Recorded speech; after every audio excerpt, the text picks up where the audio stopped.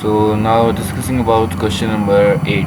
So question number 8 कहता है कि construct a frequency distribution with continuous classes of the number of absentees in a class for 18 days. अब हमने frequency table बनाना है. पहले हम जो frequency table बना रहे थे वो हम बना रहे थे discrete classes के लिए. ठीक है, अब हमने frequency table construct करना है continuous classes के लिए. ठीक है, continuous classes ऐसी classes होती हैं जिसके अंदर range of numbers होती है, यानी कि 1 से लेकर 10 तक numbers आ सकते हैं, 1 से लेकर 5 तक. ठीक है, उनको हम कहते हैं कंटिन्यूस क्लासेस. और डिस्क्रीट जो क्लासेस होती थी उनके अंदर ओनली 1 नंबर होता था.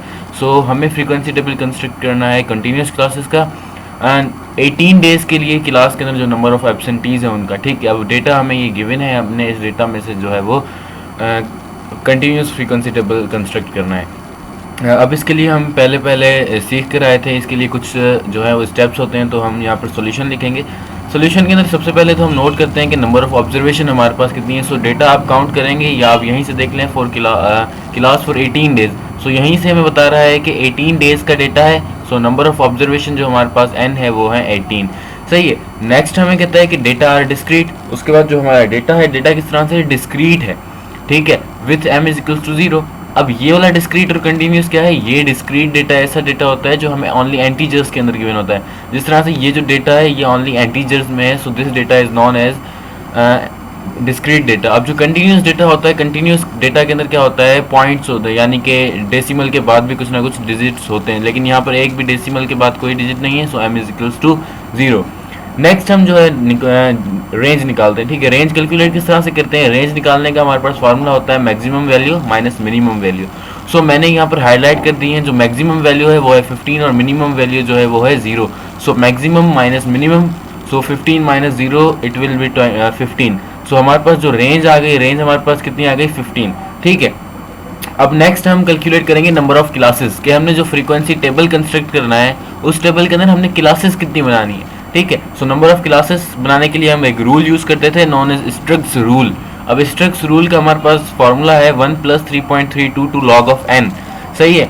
अब नंबर ऑफ क्लासेस इक्वल है 1 + 3.32 टू लॉग ऑफ n. अब हमारे पास n क्या है, 18. सो मैंने लिख दिया लॉग ऑफ 18. जब आप इसको कैलकुलेटर पर कैलकुलेट करेंगे इट विल बी 5.170. अब ये जो है ये सीलिंग अप्रोक्सीमेशन के अंदर है. ठीक है, ये जो सिंबल आप देख रहे हैं ये सिंबल सीलिंग अप्रोक्सीमेशन की है.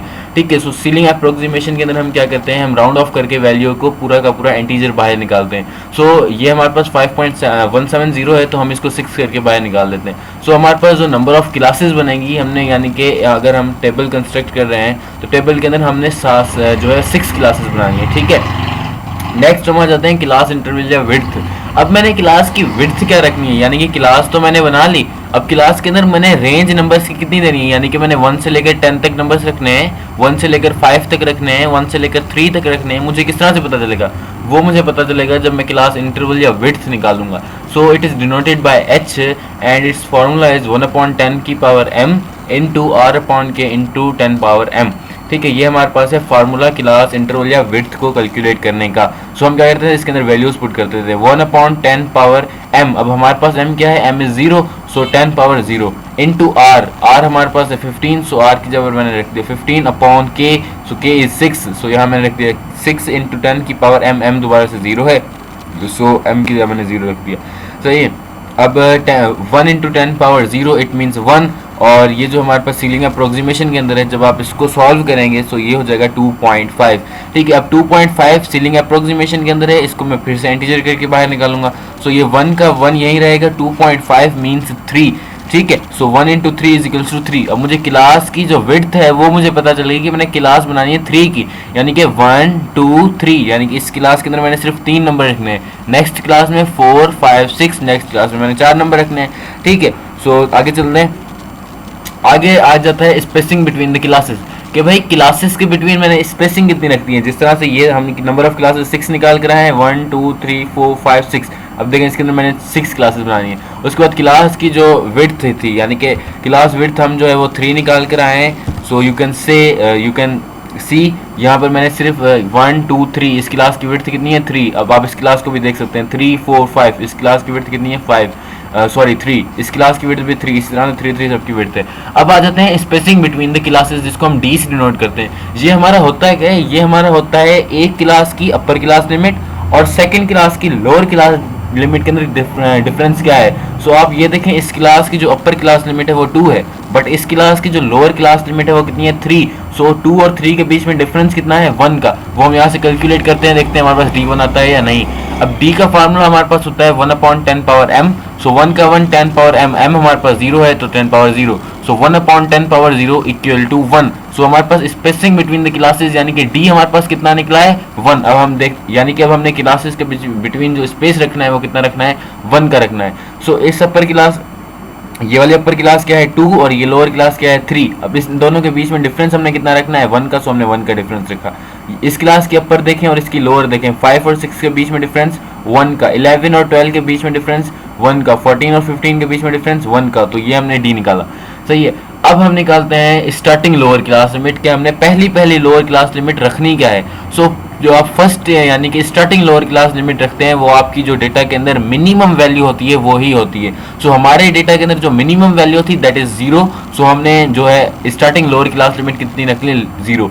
अब हम पहली अपर क्लास लिमिट निकालते हैं, starting upper class limit. So upper class limit is denoted by UCL and it's formula is lower class limit plus h minus D. सही है, lower class limit plus h minus D. सो lower class limit हमारे पास 0 है तो 0, h हम 3 निकाल कर आए हैं 3, एंड माइनस का माइनस d जो है हम अभी निकाल कर आए हैं 1। So d is equals to 1। 3 minus 1 it will be 2। Starting upper class limit आपके पास क्या हो जाएगी 2 हो जाएगी। अब हम क्या करते हैं, ये क्लास हमने बना लीजिए, ये क्लास लिमिट रख दिया, टैली मार्क्स आपने लिख दिया, उसके बाद फ्रीक्वेंसी लिख दी। नंबर ऑफ क्लासेस 6 निकाल कर आए थे तो मैंने 6 क्लासेस बना दी। या ओनली आप पहले ये नाम रख लें फिर देखते हैं कितनी बनती हैं, ठीक है। अब जो स्टार्टिंग लोअर क्लास लिमिट आपने क्या रखनी है 0। सो मैंने स्टार्टिंग लोअर क्लास लिमिट रख दी 0। उसके बाद अपर क्लास लिमिट हमने निकाली 2। सो अपर क्लास लिमिट रख देते हैं 2, ठीक है। अब आप लोग जरा चेक करें, इसके अंदर हम जो h निकाल कर आए, h हम कितना निकाल कर आए 3 निकाल कर आए। देखें ये क्या, ये क्लास 3 नंबर्स हैं इसके अंदर 0, 1 एंड 2। तो इस क्लास की विड्थ कितनी है 3। इट मींस हमने जो h निकाला है वो सही निकाला है। अब कहता है by adding h is equals to 3, यानी कि h जो हम निकाल कर आए हैं वो कितना था 3। अब आप क्या करते जाएं, ये लोअर और ये अपर, इस लोअर और अपर के अंदर कंटिन्यूसली इस h को ऐड करवाते जाएं, आपके पास बाकी जो लिमिट्स हैं वो ऑटोमेटिकली आती जाएंगी। सो 0 के अंदर मैंने 3 ऐड करवाया, मेरे पास कितना आ गया 3। 3 के अंदर मैंने 3 ऐड करवाया 6, 6 के अंदर 3 ऐड करवाया 9, 9 के अंदर 3 ऐड करवाया 12, 12 के अंदर 3 ऐड करवाया 15, ठीक है। ये सारी क्लासेस की मेरे पास लोअर क्लास लिमिट आ गई।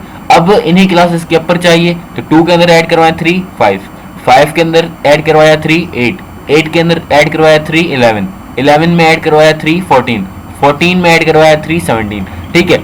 अब मेरे पास जो डेटा था, डेटा के अंदर जो हाईएस्ट ऑब्जर्वेशन थी वो कितनी थी 15 थी। अब इसके अंदर देखें हमारे पास जो क्लासेस बनी है 17 तक बनी है, यानी कि हमारा जितना भी डेटा था वो सारा का सारा डेटा इन क्लासेस के अंदर आ रहा है, ठीक है। डेटा सारा का सारा क्लासेस में आ रहा है, इसमें हमने क्लासेस सही बनाई है। अब क्लासेस को काउंट करें 1 2 3 4 5 6, 6 क्लासें हैं। हमने नंबर ऑफ क्लासेस भी कितने निकाले थे 6 निकाले थे। और स्पेसिंग बिटवीन द क्लासेस हमने D1 निकाला था, देखें 1 है। इसकी अपर और इसकी लोअर के बीच में डिफरेंस 1, अपर और लोअर के बीच में डिफरेंस 1, अपर और लोअर के बीच में डिफरेंस 1, सही है। तो इट मींस हमने ये सारा प्रोसेस सही किया है। अब आ जाएं टेली मार्क्स और फ्रीक्वेंसी की तरफ। टेली मार्क्स अब किस तरह से लगाएंगे, अब आप डेटा के अंदर काउंट करेंगे 0 से लेकर 2 तक वाले सारे के सारे नंबर कितने टाइम आ रहे हैं, ठीक है। अब 0 से लेकर 2 तक 1 2 3 ये 3 नंबर्स आ रहे हैं, इसके बाद ना 0 आ रहा है, ना 1 आ रहा है, ना 2 आ रहा है। सो ये हमारे पास कितने हैं 3, तो आप यहाँ पर 3 टैली मार्क्स लगा देंगे 1 2 3।